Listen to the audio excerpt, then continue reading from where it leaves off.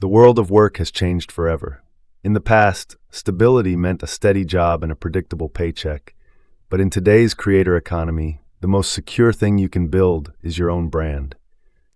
The shift from employee to creator isn't just about quitting your job. It's about reclaiming ownership of your time, your skills, and your ideas. It's realizing that your creativity, your perspective, and your voice are assets, and they can create opportunities beyond any single company. In the new economy of ideas, people don't just get paid for what they do. They get paid for what they know and how they share it with the world. Whether it's teaching online, consulting, writing, or creating content, the internet has leveled the playing field for anyone willing to show up.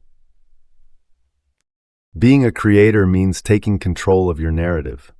It's choosing projects that inspire you, building communities that value your work, and creating income streams that grow with your effort, not your hours. The future belongs to creators, those who use their ideas to make an impact.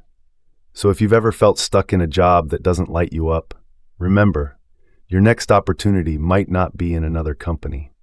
It might be in you.